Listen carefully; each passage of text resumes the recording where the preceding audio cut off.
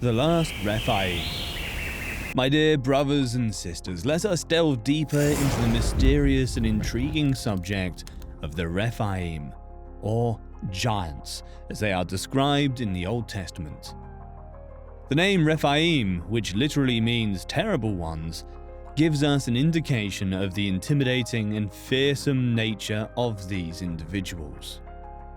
As we delve into the passage of the Old Testament that speak of the Rephaim, we find that the context of these passages describes them as giants.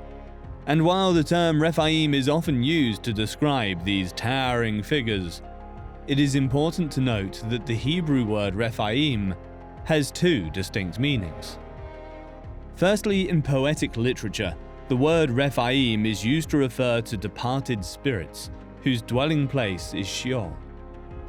This meaning is figurative and serves as a description of the dead, similar to our concept of a ghost. Secondly, the word Rephaim is used to describe a mighty people with tall stature who lived in Canaan. This meaning does not refer to a specific group, but rather serves as a descriptive term for a group of people with a specific characteristic, in this case, tall stature. Genesis 14:5 is the first time the people of Rephaim are mentioned. Genesis 14:5, Amplified Bible.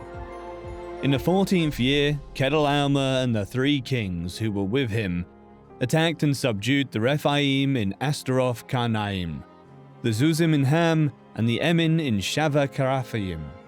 When the Israelites first approached the Promised Land after the exodus from Egypt, they were filled with fear and trepidation, for the land was said to be filled with giants, or Nephilim, as recorded in Numbers 13:33.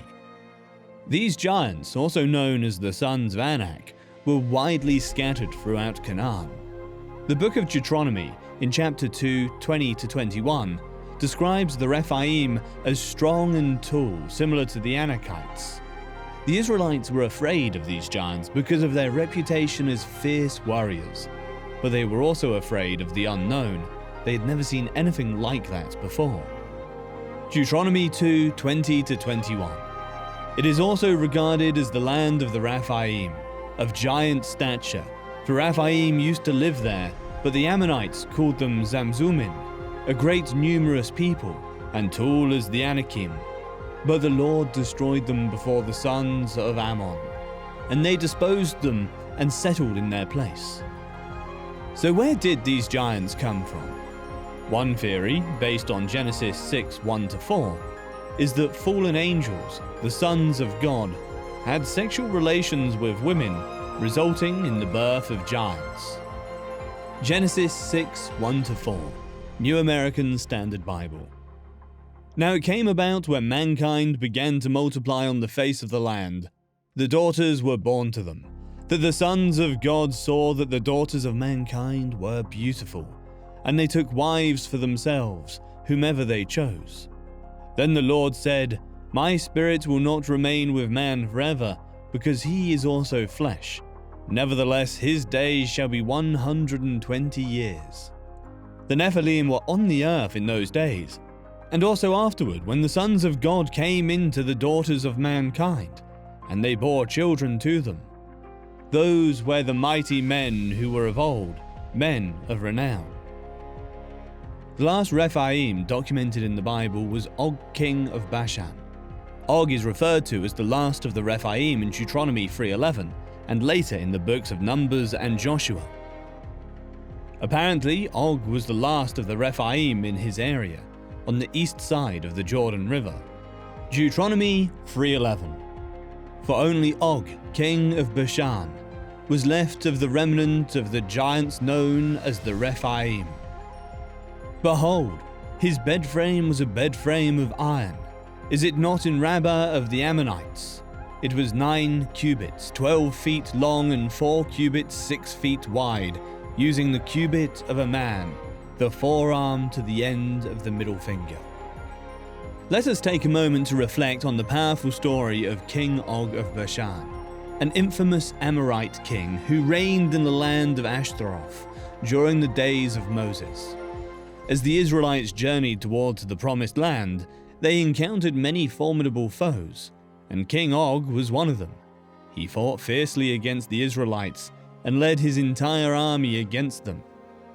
Before the Israelites fought King Og, they also had to deal with King Sihon of the Amorites, but the Lord had already given him and his territory to Israel, so the Israelites had the victory before even starting the battle.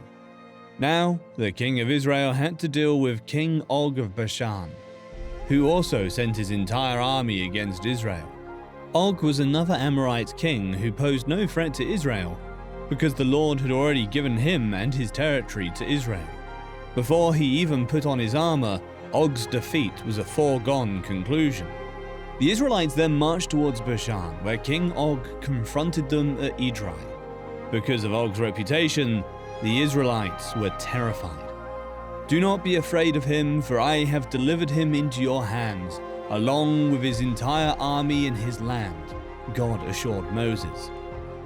The book of Deuteronomy includes a narrative of a conflict that occurred between forces led by Moses and those led by Og. According to the biblical account, Og was the ruler of 60 different walled cities, all of which were taken by the Israelites. Deuteronomy 3:3-7. So the Lord our God also handed over Og, king of Bashan, and all his people into our hand, and we struck him until no survivor was left. We captured all his cities at that time.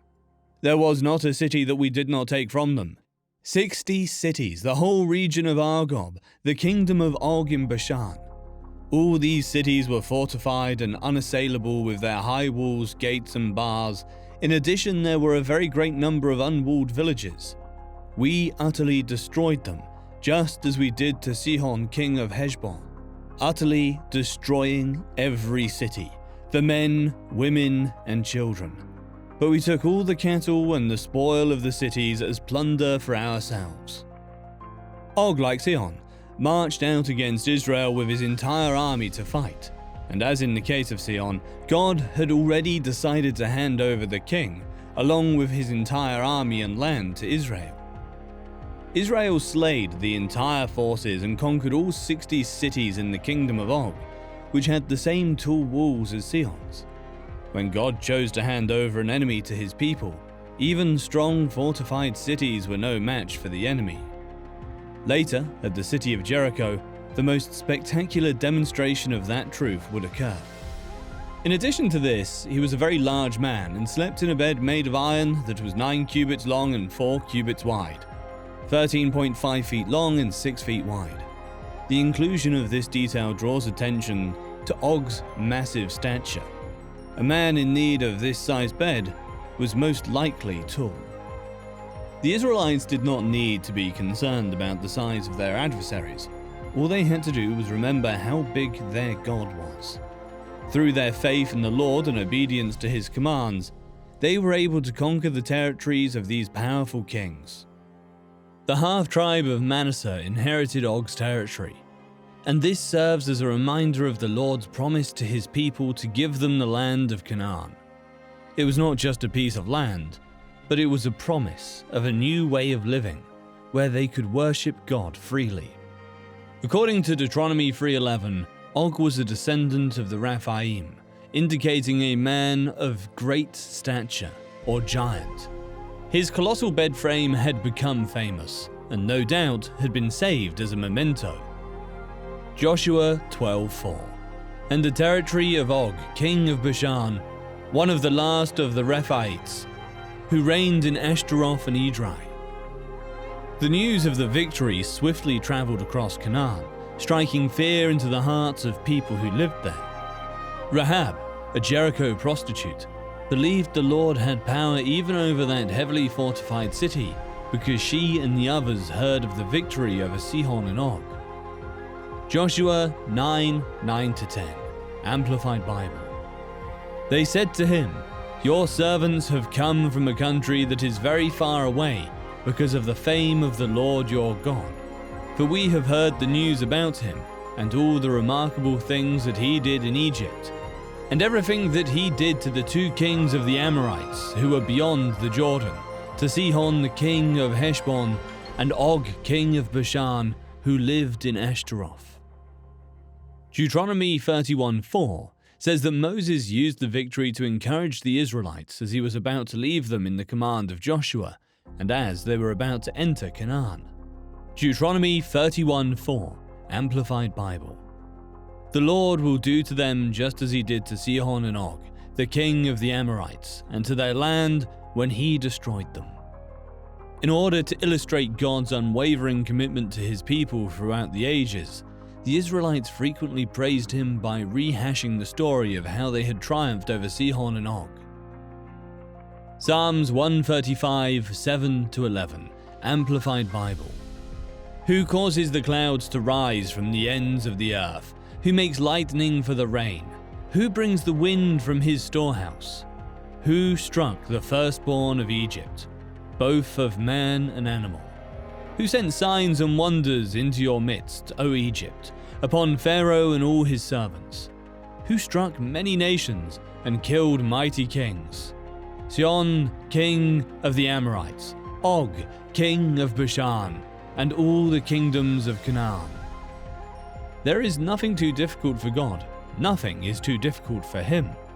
God does not tremble in the presence of giants, and his children should not either.